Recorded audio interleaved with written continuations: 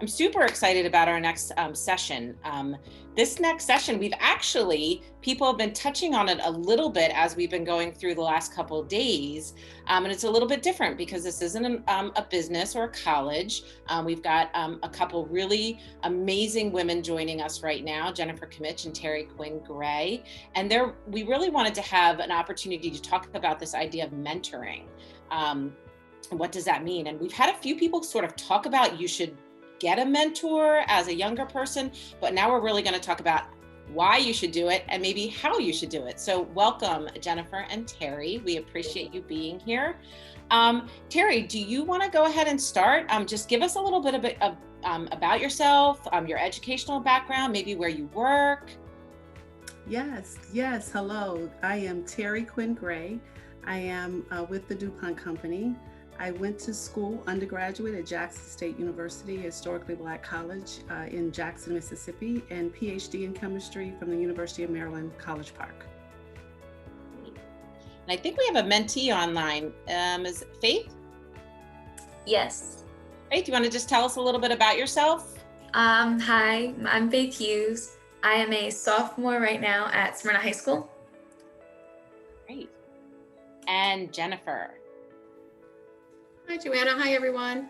I'm Jennifer Kimmich. Right now, I'm working at a nonprofit. I'm the executive director of the Committee of 100, but my background is STEM. I have a bachelor's in biology from Southern Illinois University, and then I worked in research labs for a number of years before getting my master's of business administration from UC Davis. And I think, Jennifer, you have a couple slides that you wanted to show us? I do. Let me get those pulled up.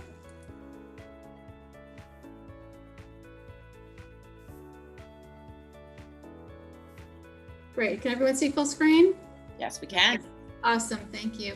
So thank you for having us today. We wanted to share the story of Million Women Mentors Delaware with everyone today. Million Women Mentors is about 6 years old. It's a national and global movement designed to advance women and girls in STEM careers through the power of mentoring. And the Delaware, it's a national organization based in DC, but it's really all the work's done through state chapters and country chapters. They've now gone international. And our Delaware chapter is about 5 years old. And we do the work here on the ground in Delaware. So really, why was this movement started? I think some of you know that women are 50% of the workforce these days, but we only make up 24% of the STEM workforce. And of course, that's science, technology, engineering, and math. It's been found that girls with a mentor are 2.5 times more likely to be confident in their ability to succeed, first in school and then in their careers. And mentoring is one of the most important ways to support girls and women and to help them gain confidence. So that's really the basis of the movement from its very beginning. The impact, as you can tell by the name, Million Women Mentors, the goal was to develop over 1 million mentoring relationships. We hit that mark in our first couple of years, and we're well on our way to 2 million at this point through all the different chapters and the different countries that we're in. And so it's been a great way to have a Delaware-based program, but then we're connected to this national and international movement and can learn from each other and share best practices. Really, the guiding principles, as I mentioned, are through the local communities. So one of the things that we do is connect local communities and girl-serving organizations like FAME. FAME is one of our local partners, to STEM leaders like Terry and others, corporations, and of course, then the national movement. We find so often that, especially STEM women in corporations would like to give back and would like to mentor, but don't always know where or how. So that's really Million Women Mentors' role, is to step in and be that matchmaker and to help find the mentees and to match them up with the mentors. So that's really where we're not reinventing the wheel. We're just taking two sets of groups that need to find each other and help make that happen. And then lastly, I can put this back up at the end after we're done, but if you're looking for a STEM mentor, please send us an email at dfsme.mwm@gmail.com. and we'll be sure to follow up with you and help you find a mentor as you're in your school or early career days. So with that, I'll stop sharing and turn things back over to Joanna. That's great. That's amazing that you guys have already hit that million in such a small amount of time. It's incredible. So Terry, can you describe what would the role of a mentor be? Yes, I would be glad to, because I am a beneficiary of several great mentors. So I just make it short and sweet so we can go to a deeper conversation, because mentor to me is always in context of the mentee, and think about it from that perspective. And so the 3 C's for me are coach, consultant, and cheerleader. That is the ultimate role of a mentor. In context, though, from an altruistic perspective, with the mentee at the center. And then this is maybe still with you, and Jen, definitely jump in too, but what would make a successful mentor versus mentee relationship? How is that successful? Yeah. So you want me to start there, Jen? You want me to take that one? Sure, yeah. So for me, a successful relationship is really reciprocity. It has to be two-way. I actually never go into I rarely go into a mentee-mentor relationship, regardless of which side I am on, without knowing that it's a two-way relationship. So it has to start with some shared values, some shared goals. You have to have very clear goals around what are we trying to accomplish together, and come in prepared for that on both sides. It has to be based in honesty, right? Trust and honesty are also very important for that relationship. So relationship, but structured around goals that are pretty clear, and communication. It has to be open communication. Thanks, Terry. I would echo that absolutely. No matter if you're going into a relationship as a mentor or a mentee, you learn so much from each other. I've learned an awful lot from my mentees over the years, and it's just a great two-way relationship. And as Terry said, communication is key, and you're also going to be a consultant and a cheerleader for your mentees. So going in with those 3 C's in mind leads to a successful relationship. Faith, do you have anything to add there? Do you want to talk about, as a mentee, what makes a successful relationship? So I've had a lot of mentors throughout my life because I'm part of the FFA. I've done lots of different sports. So definitely having someone who's willing to be by your side and coach you through it and support you no matter what. Even though, like, as a mentee, we definitely have our blonde moments, as you might call them, where we have a bit of a stumble. And when there's someone there to like cheer you up and be like, you did fine, like it's one little thing, you're gonna be better, you just build off of it, is definitely one of the biggest things that's helped me. And the sort of a follow-up question, Jennifer and Terry, are you guys still mentees? Do you still have mentors that you turn to or that you like to talk to? Oh, absolutely. The mentee-mentor relationship is lifelong for me, career long. I can't say how old I am, Faith, but about the time where I was sitting where you're sitting, very important from a coach perspective, as you just described, particularly when I had those setback moments that you mentioned. But actually, I have them now when I'm quite a bit more mature, 20 years into a career.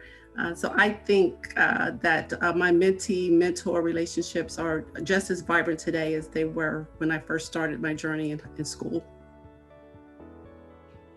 Awesome. So Terry, what's been your biggest benefit working with actually, this is Terry with a mentee, and then Faith, we're going to switch it and say, what's your biggest benefit with your mentor? Faith, you want to go first? Sure. Definitely one of my biggest benefits with a mentor is just having someone who's there for me. My biggest mentor is someone who has actually trained me in martial arts and is a vet at one of our local clinics, who I've gotten to shadow through the FFA. So definitely having her in my corner, and she's shown me a lot of opportunities that I didn't think was going to be there. So it sounds like you have more than just one mentor. Yeah, I have my FFA advisors, who are hands down some of the greatest people in my life. And then I have some people who have coached me throughout my experience in Taekwondo. Wow. Awesome. And is there any big benefit that you can remember, or any special moment being a mentor to somebody? Is there anything special that you can remember, Terry or Jen, about that relationship? Or Yes, in terms of that, it's a two-way. For me, it's actually, I learned a lot about myself, right? In terms of that self-reflection and getting that feedback, if you will, as well as feed forward from my mentee. It has, I've grown, even to the point where you talk about blind spots.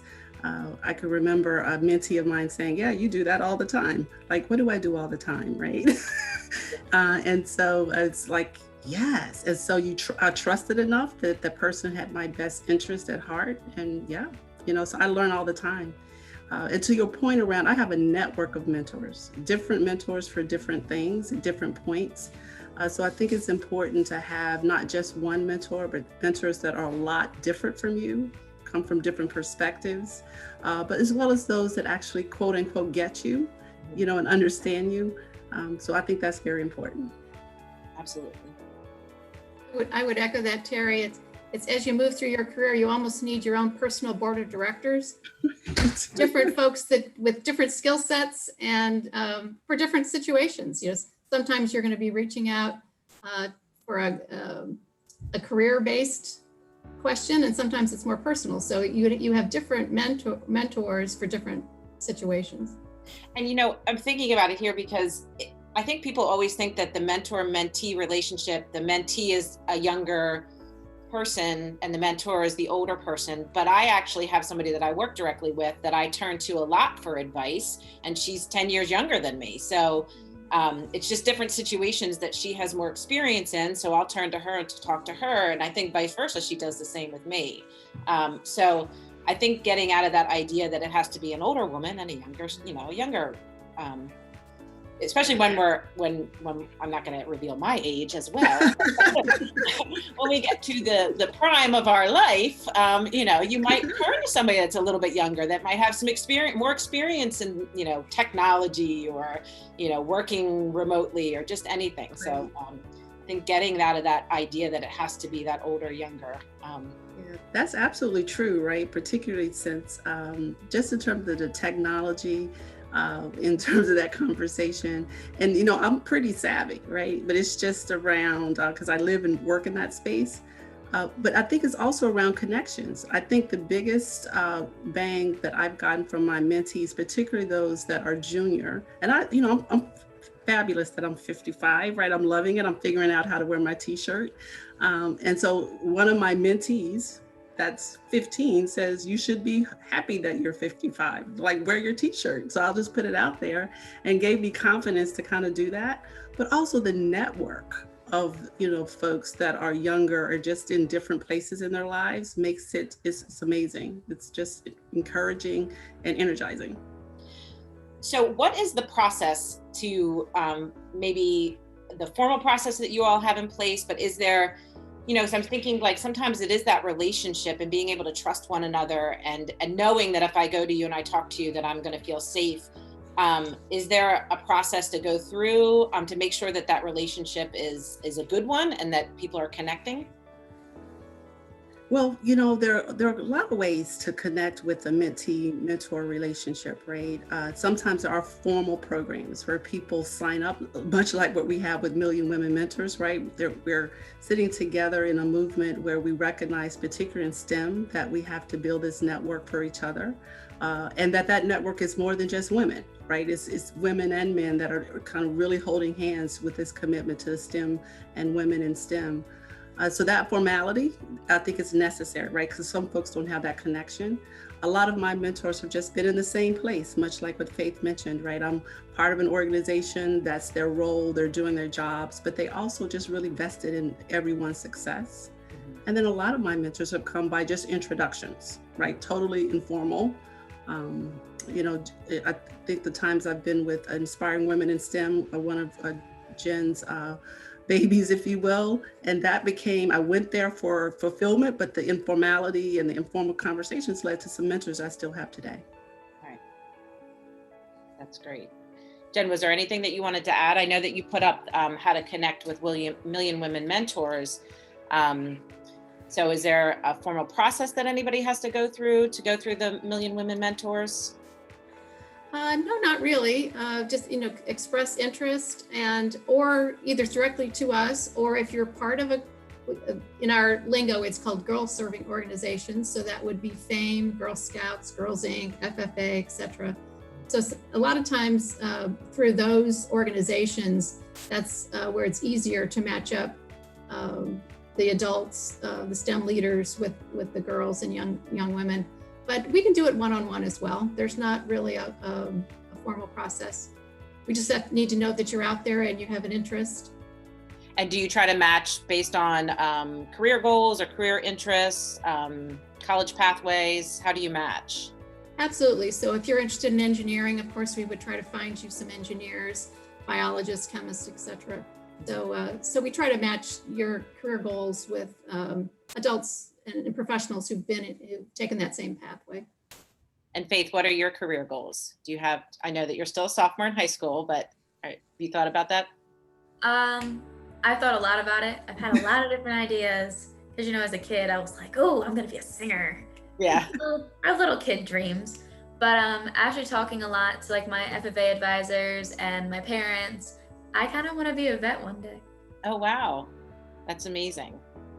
And you can be a singer too. Yeah. I'll be a singing vet. The animals would probably like that. So I have one final question for our panel, and then we'll get to the Q&A. So again, if you have any questions for these three amazing women, please drop them into the Q&A box. This is for anybody. So describe a situation where having a mentor was helpful and why.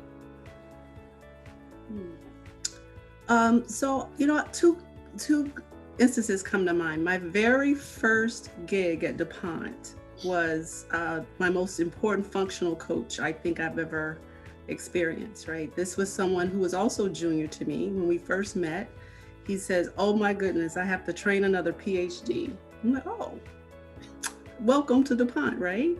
But he was really expressing goodness gracious. And he became more than a coach at that point, right? He was my direct report, but we became friends and just amazing partners, right? In terms of that. But what he didn't realize is that he gave me the functional guidance to be successful in my first job in a place that I'm still there 20 years later. And so he taught me the ropes of the environment, how to navigate the culture, but also how to get the technical work done, because he knew more about that than I did coming in new to the company. On the other side of that, I had a boss of mine. I really messed up, whoa, I had a big presentation and kind of screwed it up. And she came to me and said, look, you're gonna have to go and call that guy back and kind of figure out where we missed, right? And so I'm like, I don't want to do that. I'll just kind of pack my bags and leave. She says, no, you didn't intend to do it. You just don't understand his language, what he's expecting. And she taught me to listen differently. And again, that gentleman, even though he's no longer with this company, has laid the groundwork for me over and over again for new opportunities. That's great. Jen, anything you want to add to that, or an experience you had? Probably the most dramatic instance was when, as I mentioned, I have a biology degree and I worked in biotech companies and in academia. I was working in a small biotech company on pediatric vaccine development and loved the work, but working with viruses and cell culture, you're very isolated sometimes. And I was more of a people person, but being in a small company, you get to know people, and I started interacting with the woman who was the head of marketing, and really felt like that would be a great way to take my science knowledge but stay in not leave the bench, not leave science completely, but to stay in the industry. So she really encouraged me to take one class in an MBA program, and I did and enjoyed it. And then that led to me going full-time back to school for my degree. So that was very influential. I stayed in touch with her for years and years and years, and it was just great guidance as I was trying to make that. I'd always wanted to be a scientist. That's the only thing I knew. Hadn't even taken the most basic business classes because too busy taking biology and chemistry. So she really gave me the confidence to give it a try and to see if it was right for me, and it was. And we're going to end with Faith on this question. So just describe a situation where having a mentor was helpful and tell us why. So in our FFA, I do a lot of the competitions and I do a lot of the speaking competitions. So that's really nerve-wracking in general, just speaking in front of people. But definitely when I was competing one time, at our national convention, I felt like I completely bombed everything I had just done. Because they ask you questions right off the top of your head and you got to come up with an answer. And I'm like, I don't understand the question. So I just kind of wung it. But one of my advisors sat down. He sat down with me. He looked at me and goes, how bad did you do? I was like, I don't know yet. He's like, I doubt you did bad. You had to have done amazing. You're a great speaker. I was like, oh, thank you. And just him sitting down and encouraging me and telling me, you did amazing. And no matter what, we're all going to be proud of you. Mm-hmm. And just having someone look at me and say that we're going to be proud of you no matter what you did, just really boosted my confidence and made me feel like, oh, maybe I didn't do as bad as I thought I did. You know, it's so funny. I'm sitting here listening to all three of you because you sort of brought up a time when either something was challenging or difficult, or maybe you screwed something up slightly, and like everybody goes through that. So just having somebody that can talk through, you know, those situations with you, or just say, you know, I've been there, I've done it. It's, you know, you'll get past it, you'll move on. It's great. So let's jump into a couple of questions that we have. And again, if you have any thing that you want to drop in, we do have a few minutes. So this is from Kelly. Can a school-sponsored mentoring club join Million Women Mentors and have access to the mentors who are part of that? Absolutely, absolutely. We, like I said earlier, that it's a lot easier for us if we're doing group to group, like a group of employees like Terry's colleagues at DuPont, to a group at a school or an organization. So absolutely, we would want to hear from you and find out what your needs are. And this is from Emily. What advice do you have for students when asking someone to be their mentor?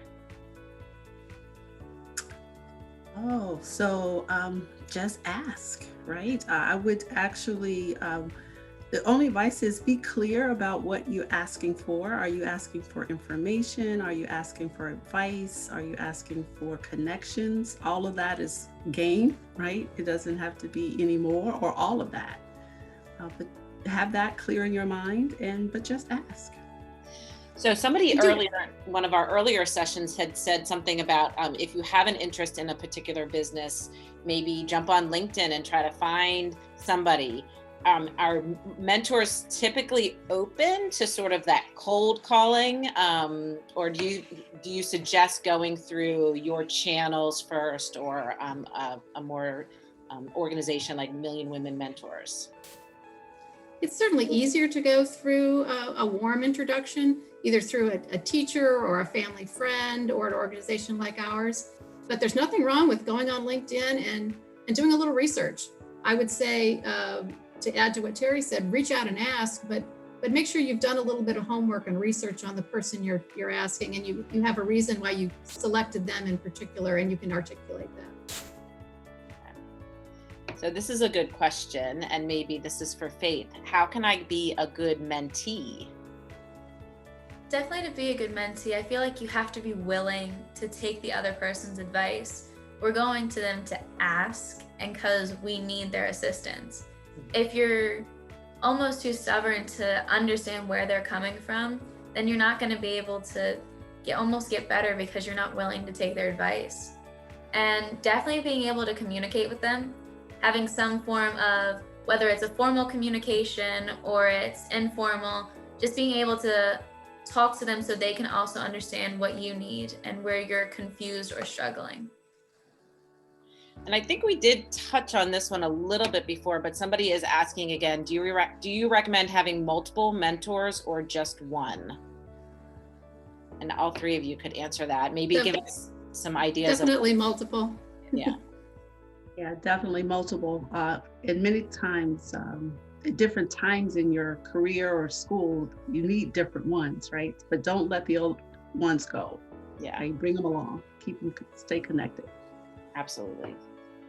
And I like this idea. I always tell individuals that I work with or I come in contact with, building your network at an early age is just huge. And whether that's the friends of your parents, and you just, even just sitting down with them and saying, what do you do? Where do you work? What's that company? What's it like? You know, when you get a couple years down the road, or if you get right out of college, that's somebody that you can turn to, that you know what they're about, what they're doing. And so I like the idea of maybe just even expanding that a little bit more, and tapping them a little more to be a mentor, but just making sure that you're building that network at an earlier age, and interacting with them. We had one more question, and this is a little bit outside of the mentor. What kind of education do you need for what you're doing in your occupation? My current role is an R&D operations leader. So I essentially run the business office for R&D for our polymers business at DuPont. So that was nothing that I had planned for relative to when I got my bachelor's and a PhD. Coming into DuPont, typically in my organization, an R&D organization, a minimum of bachelor's degree is required for most of our roles in the laboratories and at the bench. And PhDs are actually probably those who are running those programs in partnership with folks at the bachelor's and master's level. So I would suggest, for competitiveness, the bachelor's is one thing, but actually have some research, undergraduate research associated with that experience in the bachelor's program really puts you at a competitive edge. And today, to Jen's comment earlier, another competitive edge for those with us with science degrees is to have some business courses, if not a business degree certificate, really does put you in a competitive advantage. Yeah, I would echo that. The foundation of a science degree is incredible. And at least for me, then moving into business, having that MBA, that Master's of Business Administration, was just a great combination. But I think one thing folks don't realize is that when you have that foundation in a STEM program, you can add a business degree, add a JD, MD, PhDs, PhD JDs, PhD MBAs. There's just a lot of combinations. And but I found having that science degree first was the foundation to build on. Awesome. Well, I really thank you guys for joining us today. This was such a different session than what we've been doing over the last 2 days, since you're not a college or a business. And it's just been really nice to get some ideas and some thoughts about the mentor-mentee relationship and how important that is for wherever you are in life, whatever age, whatever grade, whatever schooling. So I really do appreciate it. Thank you guys so much for joining us.